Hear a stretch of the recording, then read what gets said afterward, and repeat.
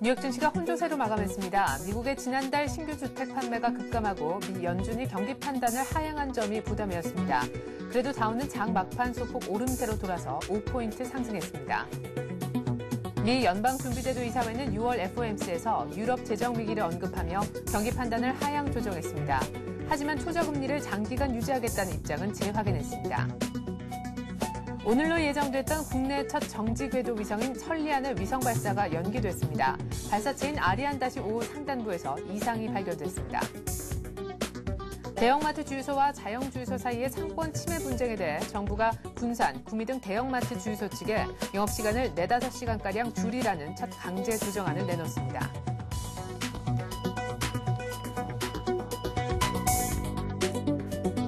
안녕하십니까. 출발 센증시의 최혜린입니다. 코스피가 어제 또 숨을 골랐습니다. 이틀 연속 좀 조용한 편이었고요. 외국인들이 이틀 연속 매도한 것을 감안한다면 외국인의 패턴과 우리 증시 함께 가고 있다고 보였습니다. 위안화 절상에 대한 기대감도 약화된 데다가 미국 증시가 부진하자 외국인 역시 고개를 돌린 것이었는데요. 어제 이렇게 외국인들이 이틀 연속 매도하는 동안 좀 눈여겨 보여졌던 것은 수급에서 연기금이 이틀 연속 1,000억 원대로 강력하게 사줬다라는 부분입니다.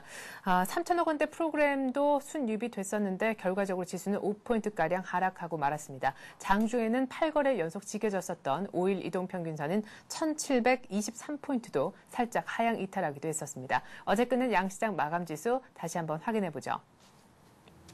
네, 코스피는 5포인트 정도 빠지면서 1,725 정도로 마무리가 됐고요. 코스닥 역시 동반 약세를 좀 보여줬습니다. 역시 외국인 기관의 양 매도가 나왔기 때문입니다. 원달러 환율도 이제 이틀 연속 이미 올랐죠. 1,180원대 후반 정도에서 마무리가 됐는데 장중 한때는 1,190원도 상향 돌파한 적이 있었습니다.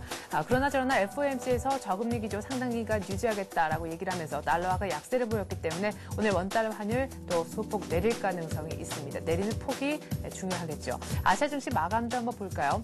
네, 어제 아시아 증시도 뭐 좀 조용하면서 전반적으로 조정을 받는 그런 분위기였습니다. 무엇보다 일본 니케이가 한 2% 가까이 적지 않은 그런 낙폭을 보여줬는데요. 때문에 니케이 225 지수 다시금 만선이 이탈됐습니다. 중국 상해종합지수도 그 전날 강보합으로 잘 끝나는 듯 싶었지만 어제 다시금 사흘 만에 약세로 돌아서는 아쉬운 모습으로 마무리가 됐죠. 간밤에 있었던 뉴욕 증시 그 전일에 다우의 경우 150포인트 정도 급락을 했었기 때문에 반등이 좀 나와줬으면 했었는데요. 결국 계속해서 장중에 혼조세를 보이다가 3대 지수로 봤을 때도 전부 다 방향성이 조금 없는 혼조로 끝이 났습니다. 다우는 장 막판 그나마 매수세가 좀 유입되면서 플러스 5포인트 정도 끝나긴 했었지만 그 전일의 긴 음봉에 비한다면 반등폭은 작았다고 보여집니다. 주택 관련 지표가 좋지 못했고요. 또한 FOMC에서 저금리 기간 상당하겠다 이렇게 얘기를 하긴 했었지만 결국 경기 판단을 하향한 것이 주가의 큰 부담이었습니다. 이 같은 마감 지수 기억하면서 오늘 전략 세워보죠.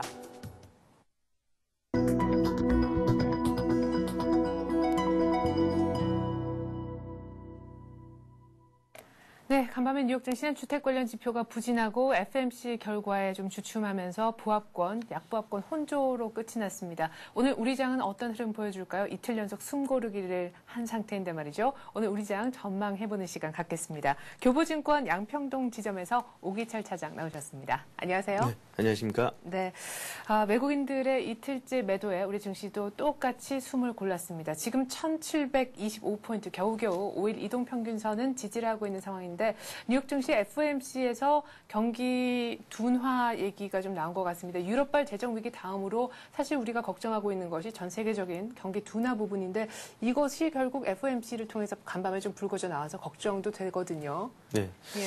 뭐 미국 시장의 그 경기 둔화에 대한 그런 사인이 어제 좀 다시 한번 나왔습니다. 그렇지만 뭐 경제 성장률에 대한 그러한 그 개선 속도가 둔화되는 것이지 뭐 경제가 완전히 죽어버리는 그런 네. 모습은 아닌 것 같습니다. 일단 뭐 어제 그 주택지수도 발표됐지만 4월까지 세제 혜택이 마감이 되면서 5월 달에 어느 정도 좀 예상은 했지만 예상치보다 주택 지표가 좀 안 좋게 나왔기 때문에 거기에 대한 부담감이 시장에 좀 반영이 된 것 같고요. 네. 다만 이제 좀 긍정적으로 작용할 것은 출구 전략이 올해 이제 3분기 빠르면 3분기에 이제 금리 인상도 예상이 됐었는데 네. 내년까지 미뤄질 가능성이 있다는 얘기가 나오면서 네. 유동성적인 측면에 있어서는 아직까지 좀 긍정적으로 바라봐도 돼서 일단은 이러한 상승 추세라든가 약간은 뭐 조정은 좀 더 거칠 수 있겠지만 네. 긍정적인 흐름은 조금 더 이어갈 수 있지 않을까. 그런 둔화에 대한 부담감은 일단은 어느 일시적으로 좀 작용을 할 수 있을 것 같습니다. 네, 경기 판단을 FOMC에서 하향한 것은 조금 부담스러울 수 있겠지만 그렇다고 경기가 꺾이는 것은 아니며 또 출구 전략이 결국 지금 저금리 기조를 계속해서 한동안 상당 기간을 유지하겠다라고 했기 때문에 지금은 6월 말 상당 기간 한 6개월이라고 봤을 때는 아마도 기준금리 인상의 가능성 얘기는 아마 올 안에는 없을 것이다라는 출구 전략 지연에 따른 유동성 또 우리 수혜를 증시가 누릴 수도 있겠다 이런 얘기를 하셨습니다. 자, 그러면은 뉴욕발 영향력이 부정적으로는 크지 않다라고 보고 오늘 우리 장에 변수가 될 만한 것들은 어떤 것들이 더 있을까요? 예, 일단은 뭐 국내 시장이 뭐 전체적으로 수출 기업 위주로 많이 이루어졌기 때문에 해외 증시 변수는 계속해서 체크해야 될 만한 사항입니다. 네. 일단은 뭐 유럽 시장에 대한 그런 부정적인 측면과 그다음에 서서히 안정을 찾아가고 있는 중국 시장을 좀 비교해서 보여야 될 것 같은데요. 네. 어제 유럽 시장은 이틀간 연속 좀 하락을 했습니다. 영국, 프랑스 등이 2%대 가까운 하락을 했고요. 독일만이 한 1% 초반대에서 하락을 멈추는 그런 모습을 보였는데요. 네. 그에 반해서 중국이 중국 지수 한번 차트를 한번 잠깐 보고 넘어가야 될 것 네. 같습니다. 예, 중국 상해 종합지수 같습니다. 지금 2,500선을 지지선으로 해서 2,600선 반등을 모색을 하고 있는데요. 네네. 일단은 중국 시장이 이제 소비 성장과 외환화 절상 기대 등으로 인해서 바닥권을 일단 다지고 상방향으로 좀 올라가지 않을까. 그렇다면 국내 시장의 이제 수출 비중이 중국 시장이 상당히 크기 때문에 이런 측면들 조선이라든가 철강 이런 것들의 수혜가 예상이 되면서 국내 시장도 좀 어느 정도 다른 안 좋은 측면도 있지만 긍정적인 측면이 서로 상쇄가 되면서 중립적인 영향을 좀 미칠 것으로 보여져서 당분간 박스권을 좀 더 이어갈 수 있는 그런 모습이 될 것 같습니다. 그렇군요. 자, 한간에는 우리 증시가 지금 뭐 많이 올라왔는데 말이죠. 지금 중국 증시도 저희가 차트까지 봤지만 아직까지 중국 증시는 2,500선 바닥권 정도에서 바닥을 다지고 있는 모습. 어떻게 보면 일본의 니케이가 중국보다는 조금 더 빠르게 회복하고 있는 것 같고 그보다는 미국보다는 또 우리가 먼저 회복을 시작하지 않았습니까? 예. 일단은 지금 그 유럽 시장에서도 보면 가장 큰 수혜를 얻는 나라는 독일인 것 같습니다. 네. 그 살아남은 자의 기쁨이라고 해야 될까요? 예. 일단 차트를 한번 보시겠습니다. 네. 지금 그 다우지수하고 일본 니케이 지수 보게 되면 네. 지금 4월달 전고점이 11,000이었었고 그다음에 일본 같은 경우도 11,000엔 지금 현재 10,000엔이 안 되고 있습니다. 예. 고점 대비해서 한 10% 정도 지금 빠져 있는 상황인데요. 그 아래를 보게 되면 독일 지수 같은 경우 정고점 부근에 와 있습니다. 네. 정고점도 돌파를 시도했다가 약간 밀리긴 했지만 예. 그리고 옆에 있는 게 이제 코스피 지수입니다. 네. 1757, 1750선 근처에 와 있는. 그래서 지금 보면 다른 것들은 영향이 이제 있다 하더라도 네. 기업 실적들이 뛰어나기 때문에 이런 흐름들을 좀 더 이어갈 수 있는 그리고 다른 외부 변수에 좀 더 내성이 생기는 그런 시장이 되지 않았나 일단 그렇게 보여집니다. 뭐 독일이라든가 코스피 지수가 거의 상당히 좀 유사하게 움직이고 있는데요. 네. 그러한 그 외부 그 충격에 네. 오히려 조금 좀 긍정적인 영향을 받는 국가가 아닌가 이렇게 생각이 되고 있습니다. 그래서 네. 일단은 국내 시장은 조금 더 외부 변수에 좀 그 내성이 생기면서 긍정적인 흐름이 박스권에 조금 더 이제 탈피를 할 수 있는 그런 모습을 서서히 갖춰갈 것으로 예상이 되고 있습니다. 네. 자, 하지만 전고점 박스권 돌파를 시원하게 하기는 조금 어려울 수도 있고 또한 돌파를 한다 할지라도 그 속도를 늦출 수 있는 요인들도 분명히 있을 텐데요. 최근 들어서 역시 1700 넘어서고 1720선 중반에서 또 조금 견고한 모습을 이제 펀드 환매에 대한 얘기가 자연스럽게 나오는 것 같습니다. 뭐 앞으로 펀드 환매가 계속해서 박스권 상단 돌파를 누를 것이다라는 얘기들이 옛날부터 있어왔고 지금 조금 더 가시화되고 있는 분위기인데 펀드 환매 압력이 정말로 박스권 상단 돌파를 어렵게 할 수 있다 이렇게 보시는지요? 뭐 최근에 그렇습니다. 최근에 그 펀드 환매가 6월달 들어서 1조 원 넘게 지금 순 유출되고 있는데요. 네. 재작년에 이제 그 펀드를 이제 가입을 하시면서 들어오셨던 1,700선대, 그다음에 1,800선대 들어왔던 자금이 상당히 많습니다. 이러한 자금들이 서서히 계속 빠져나가고 있음에도 불구하고 국내 증시가 상승했던 거는 펀더멘털이 그만큼 튼튼했기 때문이죠. 네. 그렇지만 이러한 펀드 환매에 대한 욕구가 계속적으로 일어날 수밖에 없는 거는 아직까지 유럽에 대한 그 재정 위기에 대한 그런 불확실성이 많이 남아 있고 네. 세계 경제가 바로 여기서 그 추가적으로 더 올라갈 수 있을 것이냐 하는 그런 의구심들이 상존해 있는 한 펀드 유출은 계속적으로 일어날 것입니다. 그렇기 때문에 그러한 점들은 물론 부담이 될 수 있을 거라고 보이지만 그 부담의 그 강도는 서서히 이제 누그러드는 그런 좀 줄어드는 그런 국면으로 갈 것으로 보여집니다. 일단 그렇기 때문에 뭐 펀드 환매에 대한 부담이 그렇게 예상했던 것보다는 그렇게 크게 나타나지 않고 있고요. 부담은 될지언정 추세가 상승으로 가는 데는 그렇게 크게 걸림돌이 되지는 않을 걸로 이렇게 보여집니다. 다만 이제 좀 중요한 것은 네. 최근에 삼성전자를 포함한 IT, 자동차주의 수급 개선이 좀 미진한 측면이 있습니다. 최근에 자동차 쪽 측면을 보게 되면은 외국인들이 이제 현대차를 중심으로 해서 기아차 매도가 좀 이어지고 있는데요. 네. 이런 측면들이 주가 상승에 발목을 잡을 수는 있습니다. 그렇기 때문에 주가는 조금 더 박스권을 이어갈 가능성이 있고요. 이런 모습들을 계속 보여준다 그러면 펀드 환매가 좀 더 나올 수 있겠죠. 그렇다 하더라도 그런 측면들은 일단은 좀 어느 정도 영향을 미쳤기 때문에 이제 중립적인 변수로 이제 보셔도 될 것 같습니다. 네.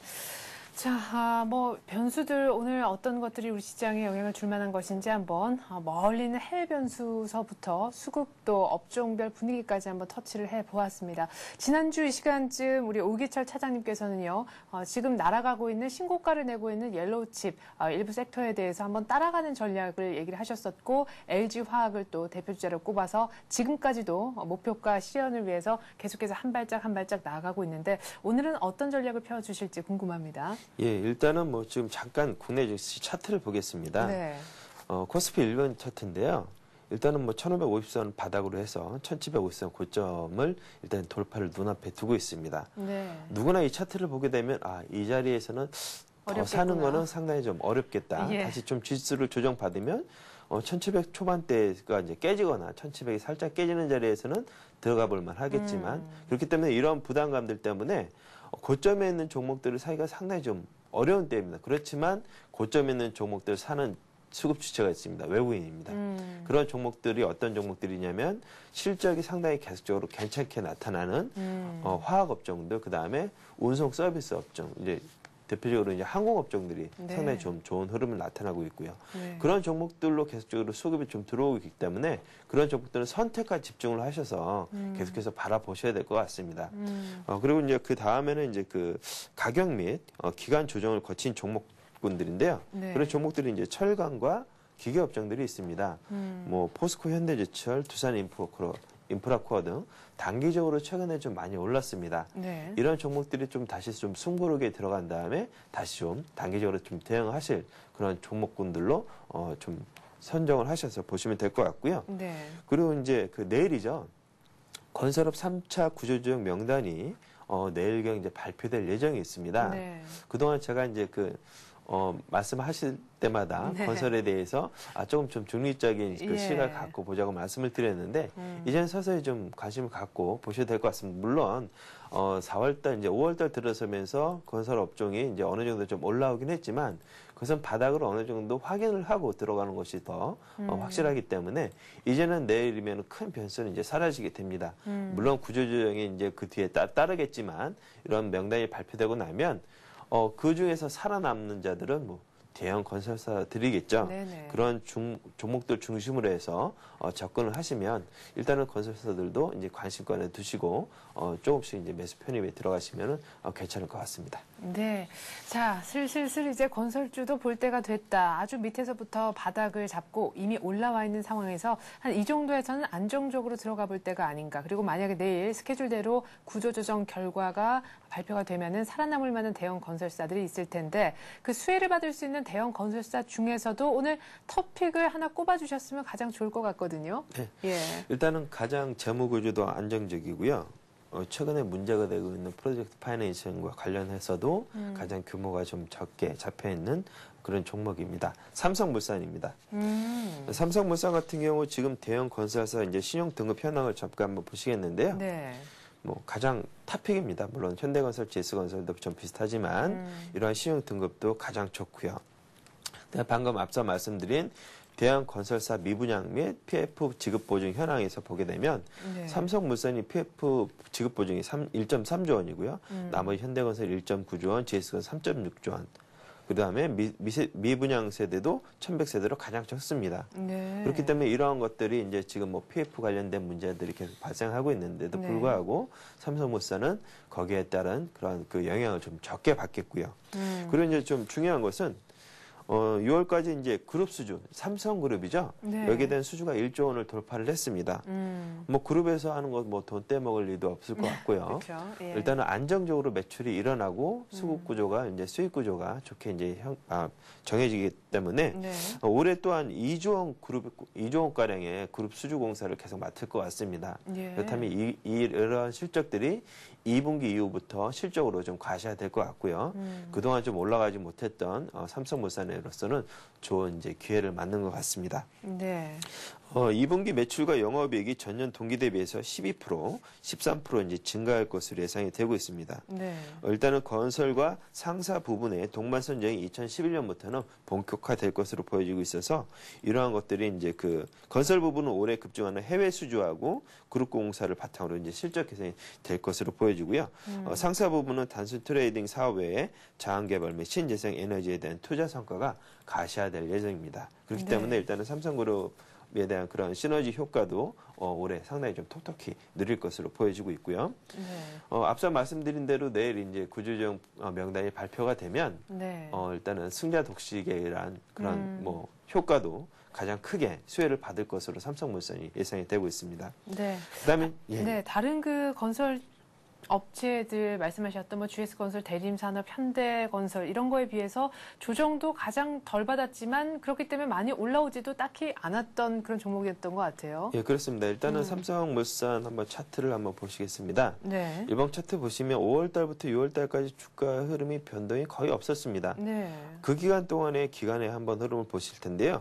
5월 달부터 6월 달까지, 5월 중순부터 6월 중순까지 기간이 지금 매수를 하는 그런 모습을 보여주고 있습니다. 그리고 6월 중순 이후부터는 외국인이 매수를 하고 있습니다. 네. 이런 흐름들이 일단은 긍정적으로 수급 효과가 좀 나타날 것으로 예상이 되고 있기 때문에 네. 지금 일단은 뭐 이평선들도 다 수렴해가는 과정이고요. 네. 다른 그 건설업종 같은 경우 이제 일부 6월 달에 비해서 한 10% 이상 올라온 종목들이 꽤 있는데요. 그런 종목보다는 일단은 재무적인 안정성과 수익성이 바탕이 될 수 있는 삼성물산이 조금 더 안정적이고 좀 좋은 수익을 낼 수 있지 않을까 일단 그렇게 예상이 됩니다.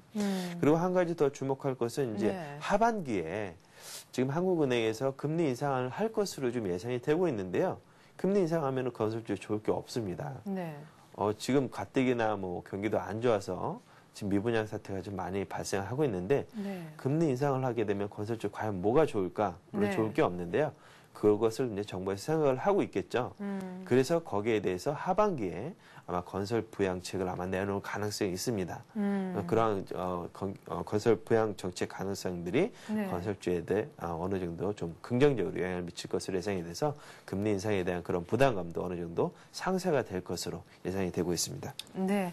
자, 그럼 차트를 보면서 어느 정도까지 삼성물산 수익을 챙겨볼 수 있을런지 목표가 또 뭐 필요하다면 손절가 얘기도 좀 들어보고 싶은데 글쎄요. 많이 또 낙폭이 있지 않았기 때문에 큰 폭의 어떤 상승을 기대할 수 있을까라는 생각도 들거든요. 안정적이다는 점은 굉장히 좋지만. 네. 일단 뭐 지금 최근 시장에서 제가 이제 말씀을 드리는 종목 포인트들은 안정성이냐 아니면 주도주냐 그 둘 중에 하나입니다. 안정성을 따지지 않는다고 하면 급등했던 종목들을 따라가야 되는데 급등했던 종목들은 상당히 좀 부담스럽습니다. 아까 좀 제가 스스로 말씀드릴 때 1750선 근처에서 과연 과감하게 베팅할 수 있느냐 그러기는 어려울 것 같습니다. 그렇다면 주도주를 타야 되는데 LG화학 같은 주도주를 탈 수 있느냐 그런 배짱이 없으신 분들은 삼성물산 같은 종목들을 사놓으시고 좀 중장기적으로 바라보시면 괜찮을 것 같습니다. 지금 오늘 매수 가격대로 이제 설정해드린 자리는 21선 부근인데요. 52,800원 정도가 21선인데 53,000원이 살짝 깨지는 자리, 뭐 그 정도 선에서 일단 매수를 하시고요. 6만 원대를 이제 목표 가격으로 잡은 이유는 6만 원대가 이제 올해 이제 들어와서 가장 큰 매물대입니다. 네. 올해 1월 달부터 이제 그 67,200원까지 이제 1월 달에 고점을 찍긴 했지만 6만 원대가 이제 가장 큰 매물대이기 때문에 그 정도 단기적으로 이제 뭐 한 10% 정도의 수익을 바라보시고 뭐 네. 접근하시면 크게 무리는 없을 것 같고요. 그 다음에 이제 손절가는 5만 원이 살짝 깨지는 49,000원 정도 그 정도가 될 것 같은데 거기는 박스권을 이탈하는 자리입니다. 이런 자리는 좀 일단 한번 피했다가 가시는 게 좋을 것 같습니다. 네, 이렇게 해서 안정적인 건설주 중에서도 삼성물산 얘기를 한번 들어봤고요. 가격적인 면까지 설명을 제가 요청을 해봤습니다. 이렇게 해서 오늘 센 전략은 교보증권 양평동 지점 오기철 차장과 함께했습니다. 말씀 고맙습니다. 네, 감사합니다.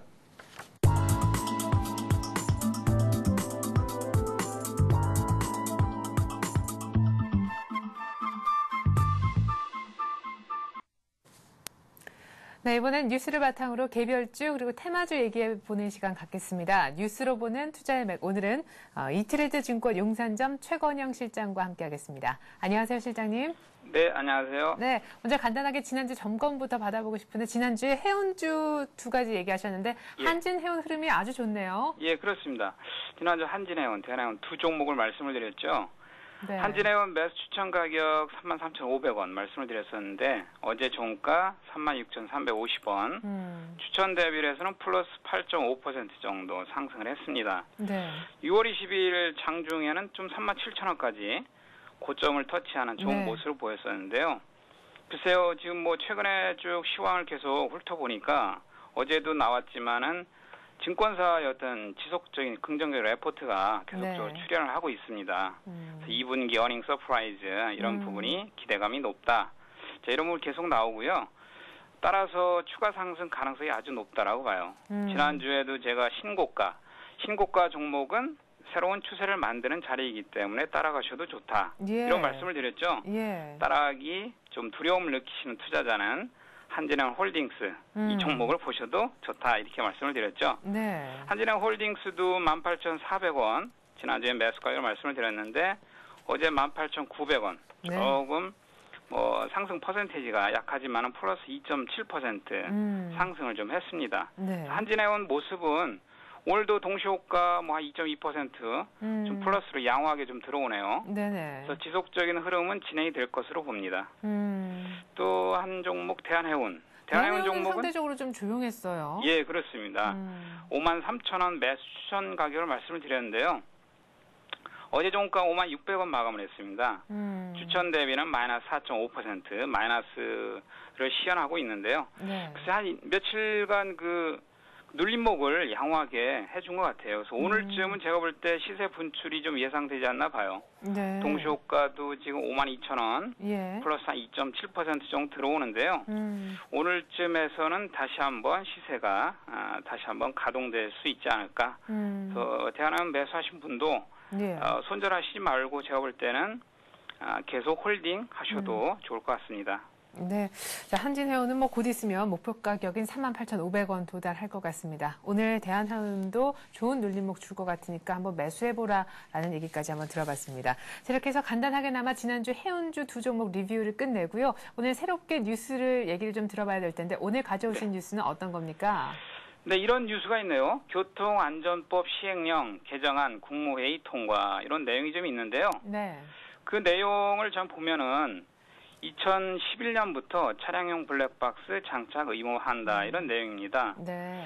그런 내용이 국토해양부에서 6월 22일 날 개정안이 국무회의를 통과했다 이런 내용이고요. 네. 좀 더 구체적인 내용으로 보면 뭐 교통사고 예방, 그죠? 예방에 상당한 도움이 될 것 같은데요. 네. 사업용 자동차, 버스나 택시 이런 것에 2011년부터 블랙박스 장착을 의무화하는 골자이다 이런 내용입니다. 그래서 2011년 1월 1일 이후로는 네. 신규 등록하는 사업용 차량은 블랙박스 장착이 우선 적용된다. 그래서 그 시장도 좀 커질 것이다라고 보는데요. 네. 관련 업계에서는 뭐 사업용 자동차 수가 50만여 대, 그래서 거기에 따르는 시장이 1,000억 원 정도 시장 이런 정도로 지금 추산이 되고 있습니다. 네. 그래서 관련 종목이 좀 긍정적인 시세를 좀 낼 것 같은데요. 관심 종목으로는 엠텍비전, 네. 동부하이텍, 팅크웨어, 인팩 네 종목을 관심 종목을 좀 보겠는데요. 네. 각각 어떤 관련된 일을 하고 있습니까? 네, 엠텍비전은 그 차량용 블랙박스에 들어간 반도체를 공급하고요. 네. 동부하이텍은 이제 블랙박스 이미지 센서. 그리고 팅크웨어는 이제 그 기존의 아이나비라고 하는 내비게이션의 네. 블랙박스를 접합한 상품 개발 이런 출시를 했고요. 네. 그다음에 현대차 계열의 블랙박스 전문 제조업체인데요. 네. 인팩의 그 자회사 중에 PLK 테크놀로지가 있습니다. 네. PLK 테크놀로지가 현대차 계열의 블랙박스 전문 제조업체이다. 그래서 우리 인팩이라는 종목이 있습니다. 그래서 추천 종목으로는 팅크웨어, 인팩 두 종목을 좀 말씀을 좀 드려보겠습니다. 네.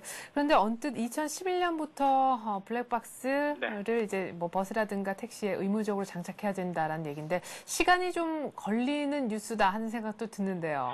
예, 그렇죠. 아무래도 네. 구체적인 시행에 들어가기까지는 좀 시간이 걸리겠는데 예. 의무화된다라고 하는 이야기는 그 취사 선택을 해서 지금 현재도 블랙박스를 장착을 할 수 있다는 얘기죠. 네네. 현재 상태에서 법률적인 제한은 없는 것이죠. 장착을 하는 데 있어서는요. 그래서 네. 시장 현재 형성은 돼 가고 있는 상태이죠.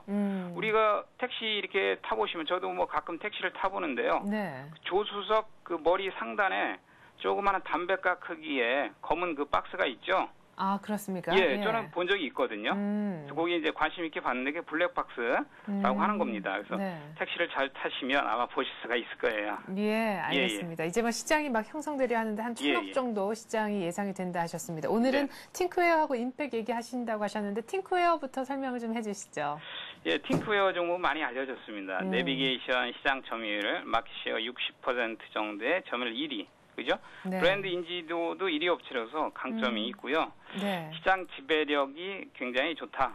2010년 차량용 블랙박스 시장에 이미 일단 진출이 되어 있는 상태고요. 네. 또 다양한 그 유통 판매 채널이 확보됐기 때문에 그 블랙박스 시장에 진출하는데 큰 어려움이 없는 것으로 지금 보이고 있습니다. 또 블랙박스와 또 그 내비게이션 결합 상품 이런 상품에 결합한 새로운 상품을 또 출시 예정에 있고요. 네. 그래서 추천 가격은 15,000원, 15,000원 정도 말씀을 좀 드려보고요. 네. 목표 가격은 18,000원. 한 20% 정도 잡아봤어요. 지난주에 그 차트상으로 보시면은요. 네. 17,650원 5월 14일 날 고점 예. 가격이거든요. 그 이후로 조금 14,000원대까지 조정을 주고 예. 15,000원대 지금 안착이 되어 있는 상태인데 일단 직전 고점인 17,650원짜리 네. 저 자리까지 다시 한번 트라이가 나오지 않을까 봐요. 그래서 네. 18,000원 정도 20% 플러스를 말씀을 좀 드려보는데요. 네. 팅크웨어가 2010년도 들어서서 네. 그 전년 대비 금년도 들어서서 그 어떤 연간 거래량이 많이 좀 증가한 모습입니다. 네. 연간 거래량이 증가했기 때문에 이 종목이 지난 1월 14일 날 11,100원이 저점이었었는데 그 저점을 두고 꾸준한 상승을 하고 있습니다. 네. 뭐 급등주처럼 뭐 날아가지는 않지만 꾸준한 단계적인 상승을 하고 있다. 자, 이런 그 판단이 좀 되거든요. 그래서 지표상도 5선, 20선, 60선 예. 이동평균선도 완전히 이렇게 수렴한 자리에서 예. 조그만 모멘텀이 발생을 하면 추가적인 강력한 상승이 나올 만한 그런 종목이라고 봅니다. 네. 팅크웨어 그렇게 말씀을 좀 드려보고요. 네. 혹시 모르니까 또 손절가도 간단하게나마 언급해 주시죠. 손절 라인은 지난번 14,000원, 14,000 이하짜리가 살짝 지지된 60선, 120선 자리가 좀 있는데요. 네. 그 자리에서 13,500원, 10% 정도 손절 라인을 좀 제시해 드리겠습니다. 네. 자, 이렇게 해서 저희가 팅크웨어 얘기를 한번 가격적인 네. 설명까지 차트 보면서 자세히 한번 들어봤고, 아까 그 현대차 계열의 블랙박스 제조업체 뭐 PK의 그 테크놀로지 지분을 갖고 있다고 하셨나요? 인팩 얘기도 맞아주시죠? 인팩이라는 종목을 말씀을 드려오는데요. 이 회사는 스몰 캐피탈이라는 종목인데 사실 이게 자동차 부품 회사거든요. 네. 사실 이게 51년 전통의 기업입니다. 굉장히 오래됐죠. 네. 50년 전통이면 상당히 오래된 기업인데 네. 자회사가 PLK 테크놀로지 14.5%를 보유했습니다. 차량용 블랙박스 전문 회사인데요. 네. PLK는 현대자동차에서도 분사를 한 사내 벤처 기업으로 출발을 했고요. 네. 그래서 이미 그 PLK 테크놀로지에서는 버스나 택시, 트럭 등의 그 상용차 블랙박스 시장에 이미 진출한 상태입니다. 그래서 이미 진출했고 시장을 어느 정도 선점을 하고 있다. 이런 관점이고요. 네. 뭐 가격대가 좀 저가주의긴 하죠. 네. 뭐 어제 종가가 2,930원에 좀 마감이 됐네요. 네. 그래서 가격대도 보시면 지난 3월 17일 날 3,880원이 고점을 주었거든요. 네. 그래서 지금 뭐 가격대가 2,900원대에서 계속 수렴이 되고 좀 거래량이 굉장히 밀집되어 있는 상태인데 이 종목도 역시 팅크웨어와 마찬가지로 2010년도 들어서 연간 거래량이 좀 늘었어요. 증가한 상태입니다. 네. 블랙박스 시장에 대한 기대감 그리고 향후 법적으로 의무화되고 시황화되면 거기에 대한 가격 상승 이런 것이 이제 팅크웨어나 인팩이나 두 종목 마찬가지 기대감이 좀 있는 것이죠. 네. 그래서 인팩도 매수 추천 가격이 2,900원. 좀 말씀을 좀 드려보고요. 네. 목표 가격도 지난번 전고점 3,880원인데 네. 20% 잡아보면 3,500원이거든요. 3,500원 자리가 지난 5월 초순에 살짝 고점을 준 자리입니다. 네네. 그 정도까지 한번 노려보고요. 손절 가격이 10% 정도 잡아서 말씀을 좀 드려보겠습니다. 네, 이렇게 해서 오늘은 차량용 블랙박스 장착이 2011년부터 의무화된다라는 뉴스를 기초로 해서 팅크웨어, 인팩 얘기를 들어봤습니다. 이트레이드증권 용산점 최건영 실장이었습니다. 고맙습니다. 네, 감사합니다.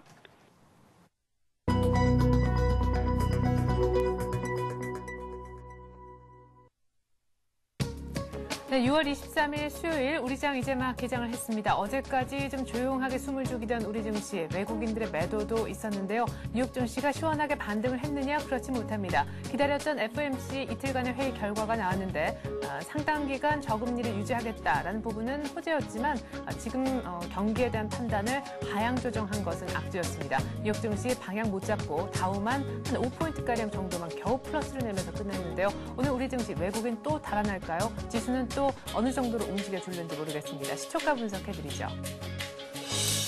네, 현재 코스피가 어제 종가 대비 한 3포인트 정도 떨어진 1,722포인트가량에서 출발하고 있고 코스닥은 오히려 1포인트가량 상승한 496포인트 정도에서 출발하고 있습니다.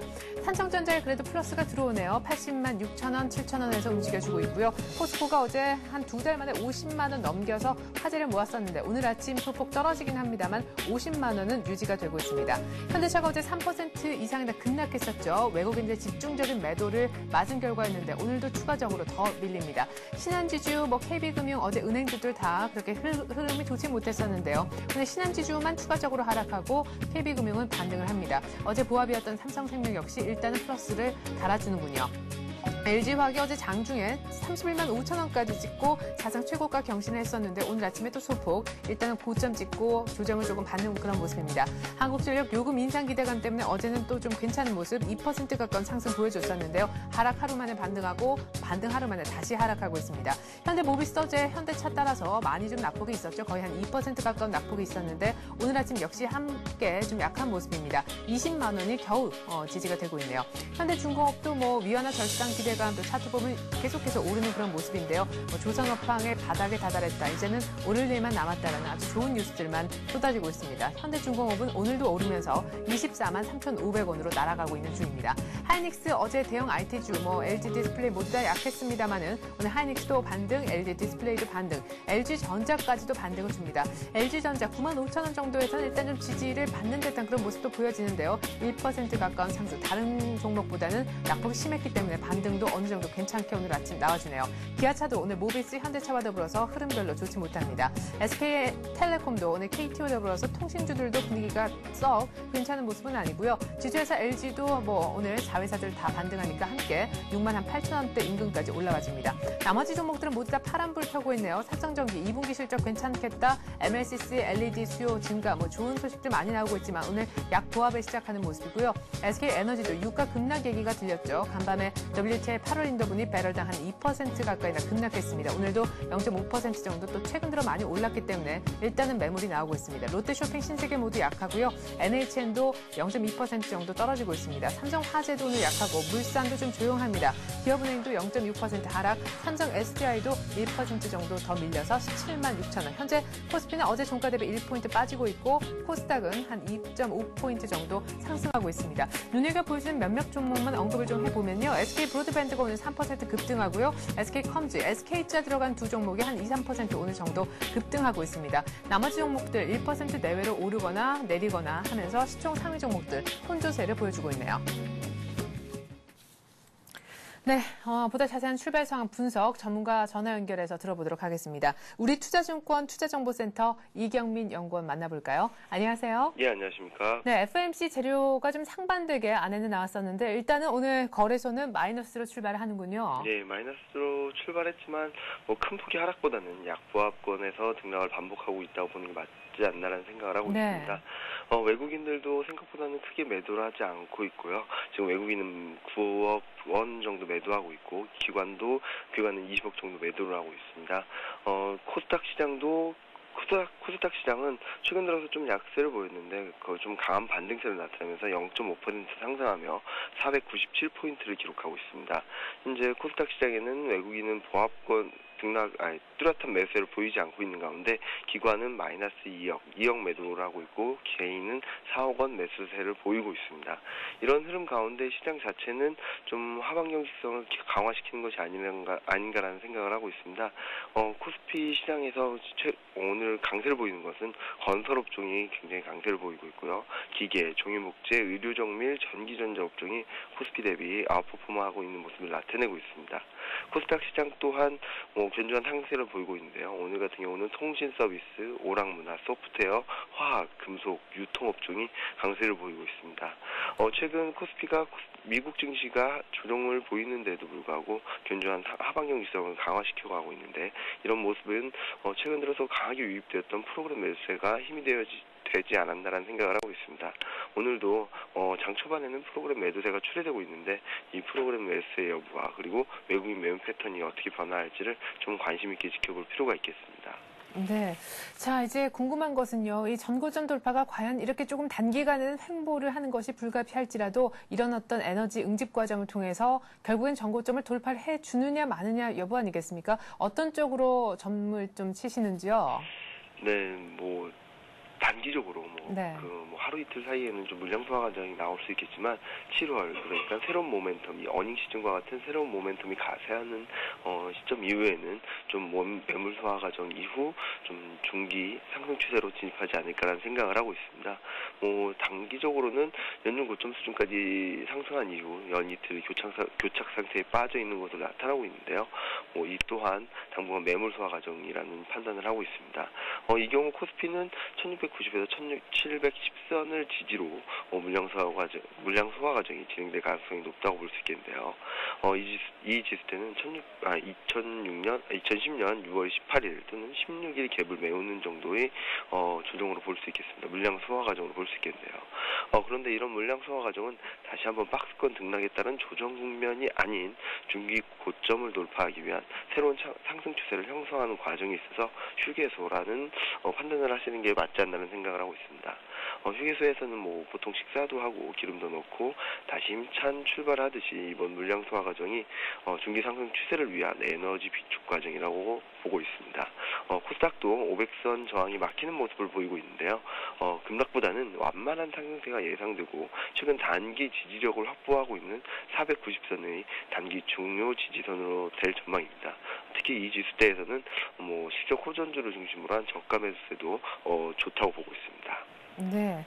자, 지금 지수가 조금 지지부진해 보여도 결국에는 상승하기 위해서 지금 잠깐 휴게소에서 기름을 넣고 있는 정도인 것 같다. 향후 전망을 좀 긍정적으로 해주셨는데요. 자, 그러면 지금 휴게소에서 뭔가 좀 맛있는 거를 먹었으면 하는 그런 바람이 있습니다. 갈 때 가더라도 말이죠. 일단 오늘 보니까 말씀하셨던 대로 건설주의 움직임도 괜찮고 화학 섹터는 참 견조하다 하는 생각도 듭니다. 내일 3차 구조조정안이 발표가 되기 때문에 오늘 그냥 반짝 건설주가 한번 반등을 해보는 걸까요?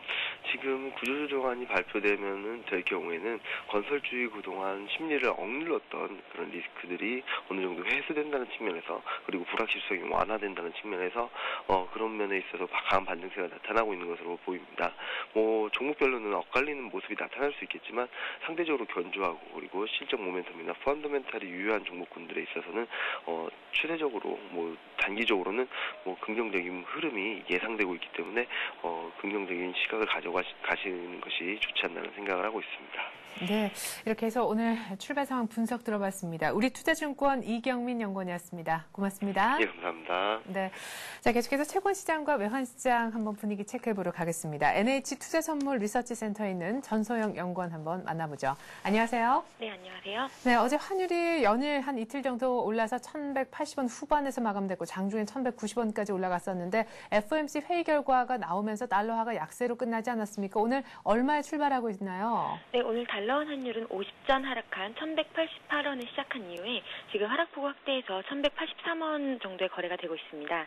어제는요, 위안화 유연성 확대 재료가 완화되면서 주초 이제 급락분을 만회하는 모습이었는데요.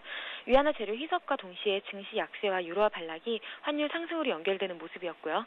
외국인도 국내 주식의 순매도로 나오면서 환율 상승 분위기가 이틀째 이어졌습니다. 그래서 어제 환율은 전일 대비 5원 80전 상승한 1,187원 50전에 마감했습니다. 네.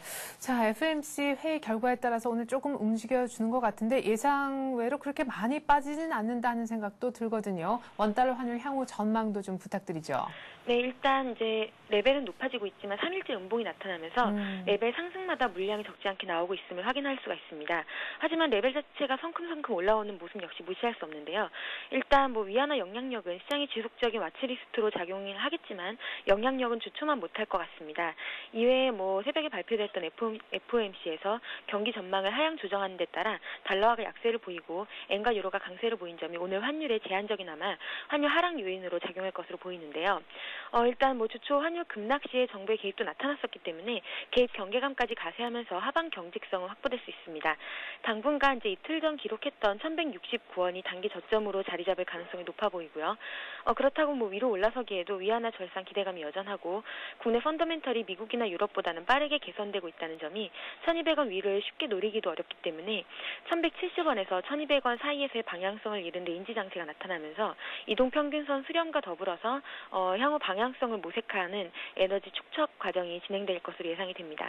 네, 1,170원, 1,200원 사이에서 조금 한동안 횡보를 할 것 같다라는 환율 레인지 장세 전망을 한번 들어봤고요. 채권 시장 어제 또 외국인들이 연일 정말 채권 선물을 많이 팔았습니다. 지금 이틀 연속 10,000계약 넘는 순매도 어제 채권 시장 강할 수가 없었는데 전일장 일단 정리부터 해주시겠어요? 네, 이제 어제 채권 시장은 이틀째 긴 음봉이 나왔음에도 불구하고 매수 심리가 취약해지고 외국인이 어제도 10,000개 이상의 국채 선물 매도로 나오면서 가격이 한때 110선이 무너지기도 하는 약세를 보였습니다. 어제 국고 3년물은 3bp 추가 상승한 3.93%로 마감을 했고요. 국채 선물은 5틱 하락한 110.10으로 마감했습니다. 그리고 오늘 국채 선물은 4틱 하락한 110.06에 시작한 이후에 지금 상승하면서 110.15에 거래가 되고 있습니다. 네, 간밤에 FOMC에서는 저금리 기조를 계속해서 상당 기간 유지하겠다라고 하면서 미국의 기준금리 인상은 올해 안에는 좀 어렵겠다는 전망이 있는데요. 대조적으로 우리나라는 지금 그렇지가 않지 않습니까? 하반기 물가 인상 압력 얘기를 하면서 지금 정부 당국자들도 올 한 8월 정도나 더 빠르면 7월 정도라는 시장의 어떤 전문가들의 예상치까지 나오고 있는데 미국 쪽 얘기를 좀 들어보면은 채권 시장이 좀 심리가 좋아질 것도 같지만 우리 시장 보면 또 그렇지도 않단 말이죠. 예, 일단 이제 오늘 새벽 FOMC에서 스탠스를 다소 온건하게 가져가면서 이제 오늘 투자 심리가 좀 회복되는 모습을 보이고 있는 것 같습니다. 일단 미국 같은 경우는 이제 주택 시장의 회복이 유연하고 높은 실업률이 이어지고 있는 점, 그리고 물가도 전월비 계속 하락하면서 저금리에도 불구하고 오히려 디플레를 걱정해야 되는 상황이 이어지고 있다는 점을 들면서 저금리 기조를 상당 기간 유지한다고 밝혔습니다. 일단 FRB가 언급했던 주택이나 고용이나 물가, 유동성 지표 등을 이제 국내 시장에 접목했을 때 국내는 이제 상황이 다소 다른데요. 우리나라는 경기 회복세가 이어지고 있다는 판단이고 미국이 장기간 저금리를 가져간다고 이제 우리나라에도 이제 이에 그저 동참하기에는 국내의 상황이 많이 다릅니다. 이제 물론 미국 경기 회복 둔화나 유럽의 재정위기 등은 계속적으로 이제 불확실성으로 작용할 수는 있지만 한은이랑 정부가 경기 회복과 금리 정상화 등에 대한 합의가 어느 정도 이루어진 것으로 비춰지기 때문에 기준금리 인상은 3분기에 무난하게 이루어질 것으로 판단이 됩니다. 오늘 채권 시장 같은 경우는요. 어제 국고 3년물이 장중 한때 이제 120일 이평선인 3.95% 레벨까지 올라오기도 하면서 이 레벨이 기준금리 인상이 50bp 수준으로 단행되어도 매력적인 레벨이기 때문에 이제 외인 매도가 주춤해지면 금리 상승 시 매수 기준은 유효하다는 판단입니다. 그리고 오늘은 이제 하반기 운용 방안이 발표가 되는데요. 네. 이 이후에 이제 시장 반응도 좀 주목하셔야겠습니다. 네.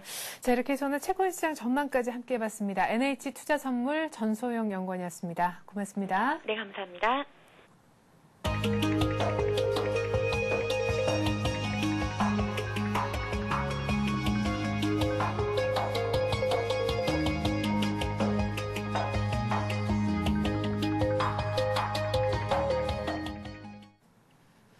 네, 미국 증시 혼조 양상에 우리 증시 역시 1730선 중반의 움직임을 보여주고 있습니다. 1730선 안착에 지금 안간힘을 쓰고 있는 우리 증시인데요. 외국인 3일째 매도하고 있습니다만 장 열린 지 약 한 5분 만에 곧바로 상승 반전시킨 이후에 상승세가 유지가 되고 있습니다.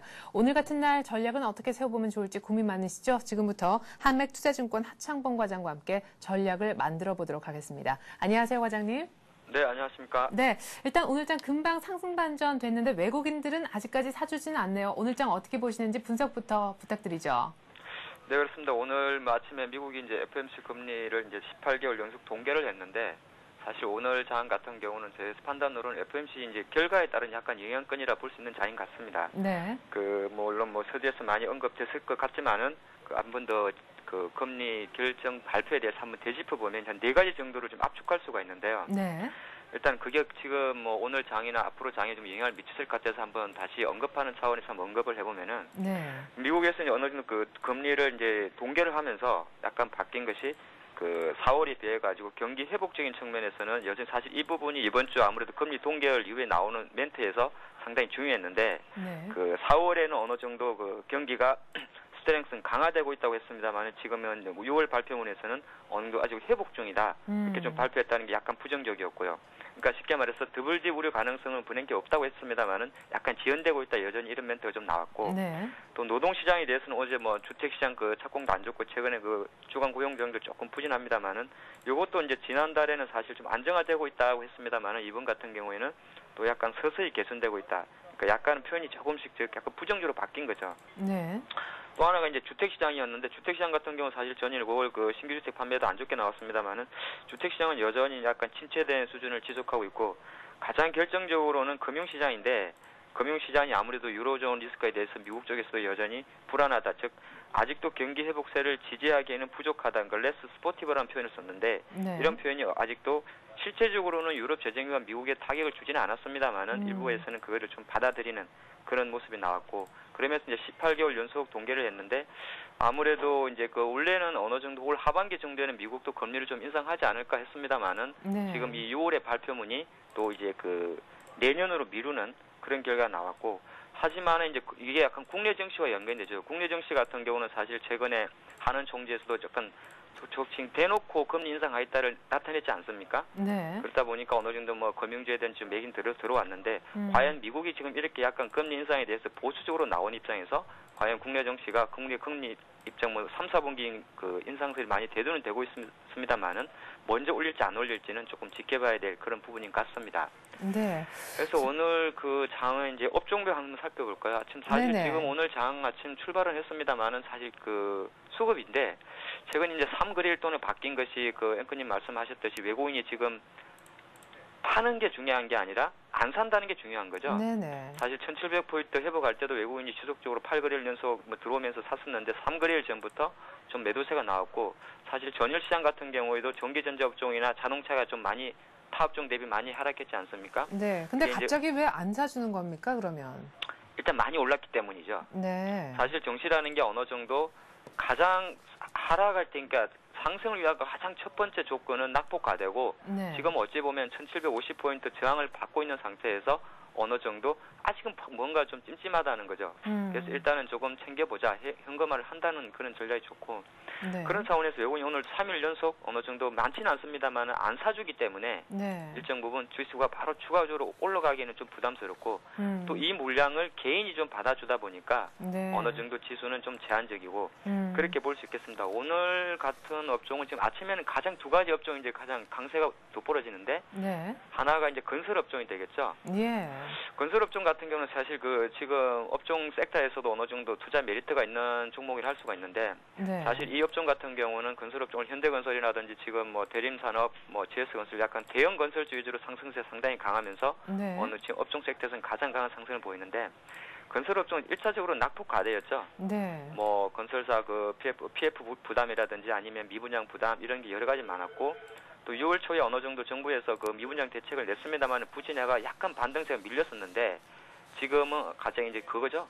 건설사 구조조정 리스트가 거의 발표가 되죠. 네. 그러다 보니까 안 좋은 중소형 건설사들은 어차피 떨 거는 떨어버리고 네. 대형 건설사 위주로는 원래 탄탄하지 않습니까? 그러다 보니까 기관 입장에서도 IT나 자동차 섹터는 원양 비중이 좋았고 수익률이 좋았기 때문에 약간 수익률 차원에서 섹터를 좀 줄이고 또 순환매 차원하고 낙폭 과대 메리트로 건설주는 좀 들어오는 것 같습니다. 네. 자, 그러면 건설주가 내일 3차 구조조정안이 나오게 될 텐데 말씀하셨듯이 낙폭 과대로 오르기 시작했던 건설주이긴 하지만 일부 대형 종목들 지금 보면은 거의 낙폭의 이 V자 골은 거의 다 메운 상태의 종목들도 꽤 나왔단 말이죠. 이제 이런 중요한 시점에서 오늘 일단 올라와 주고 내일 구조조정안이 나온다면은 들고 계신 분들도 이 정도에서 그냥 나와라고 고민하시는 분들도 있을 테고 지금 들어가게도 또 사실 좀 내일 그 구조조정안 명단이 나오기 때문에 좀 찜찜하기도 합니다. 건설주 말씀 나온 김에요. 어떻게 접근을 하면 좋을지 신규 진입 그리고 홀딩하고 계신 분들 두 가지 경우로 나누어서 좀 전략을 짜주시죠. 예, 그렇습니다. 지금 이제 어느 정도 최근 건설주가 이제 지난주 6월 초부터 반등세를 이어왔고 네. 대표적인 종목 대림산업을 본다 그래도 한 5만 5천 원 지지하다 지금 그 7만 원대까지 왔는데 네. 이번 주 이제 4거래일 동안 상승세 가파르죠. 왜냐하면은 이번 주 지난 주말에 3차 구조조정이 발표되면서 예정이 됐죠. 네. 그게 이제 좀 선반영됐다 볼 수 있고 또 기술적인 부담으로도 지금 앵커님 말씀하신 대로 V자 반등에 따른 1차적으로 쉬어갈 수 있는 포인트거든요. 네. 실제적으로 내일 발표가 됐을 때는 어느 정도 보유하신 분은 당연히 일정 부분 그 현금하는 게 좋습니다. 일단은 차익 관점으로 들어가시고 네네. 만약에 그 관심을 왜냐하면 이 섹터는 어느 정도 불확실성이 해소되고 V자 그러니까 종목이 어떤 V자 반등을 강하게 보여줄 때는 그만큼 힘이 강하다는 의미이기 때문에 네. 2차 매수를 누리시는 분들은 지금 반등의 중간폭이 되겠죠. 그러니까 기술적으로 봤을 때는 대림산업 위주로 말씀을 드린다 그러면 한 7만 원 이상에서는 매도 관점으로 접근해 주시고 네. 제2입은 이제 61선이 약간 돌아서는 6만 5천 원 주주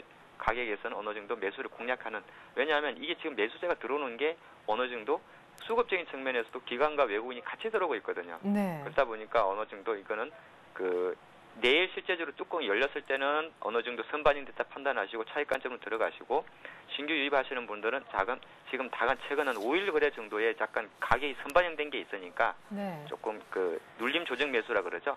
그렇게 접근하는 게 좋을 것 같습니다. 네. 끝으로 이거 하나만 더 여쭤보죠. 건설사 구조조정 이루어지면은 상대적으로 또 부담을 조금 덜 수 있는 것이 은행주가 아닐까 싶은데 은행주에 대한 의견은 어떠신지요?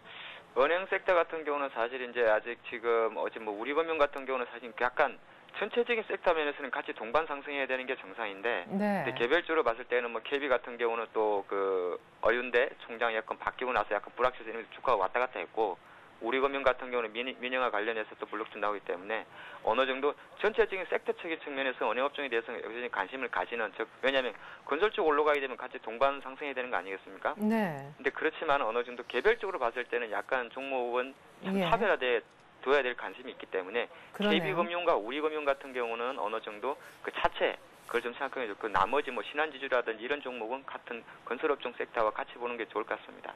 네, KB금융, 우리금융을 제외한 나머지 금융지주회사들은 건설업종하고 연동돼서 볼 수 있겠다 이런 얘기셨습니다. 자, 끝으로 오늘 장은 이거다 한마디로 좀 정리를 해주신다면요.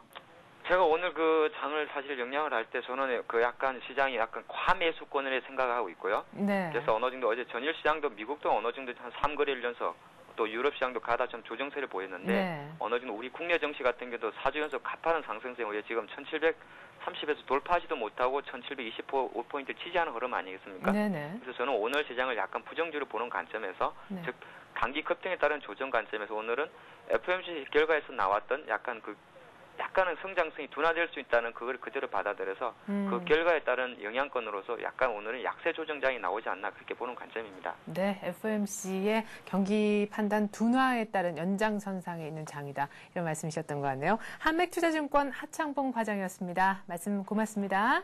네, 감사합니다. 네.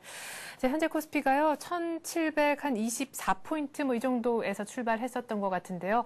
상승폭이 어느 정도 좀 됐다가, 네, 지금은 막 다시 하락 반전이 됐습니다. 지금 화면에 보여지는 저 지수 포인트가, 예, 이제 막 바뀌죠. 약간씩 그 시차가 있는 것 같은데, 좀 전에 9시 5분에 상승 반전이 됐다가요, 다시 한 15분 정도 흐른 뒤 22분 막 지나면서 하락 반전 됐습니다. 오늘 개인이, 양시장 모두 다 겨우 매수를 해주고 있는 그런 주체로 나서고 있고, 기관이 아주 소폭이나마 양시장 다시 매수에 들어갔습니다. 어쨌거나 외국인들은 3일 연속 지금 사주지 않는 분위기. 오늘 23분 막 지나고 있는데 개장한 지요. 거래소에서 약 한 160억가량 팔고 있습니다. 뭐 공격적으로 판다 이런 것은 아닌데 오늘도 역시 사줄 분위기는 또 아닌 듯도 싶습니다. 그렇다면 결국 지수도 오늘 강하게 상승 반전 된다 하여 위쪽으로 많이 올라가긴 조금 어려울 수도 있겠다라는 거 감안하셔야겠습니다. 내일 3차 구조조정안 명단 공개를 앞두고 건설주가 큰 폭으로 뛰고 있는 아침입니다. 전 잠시 후 마켓앤센 증시로 다시 돌아오겠습니다. 고맙습니다.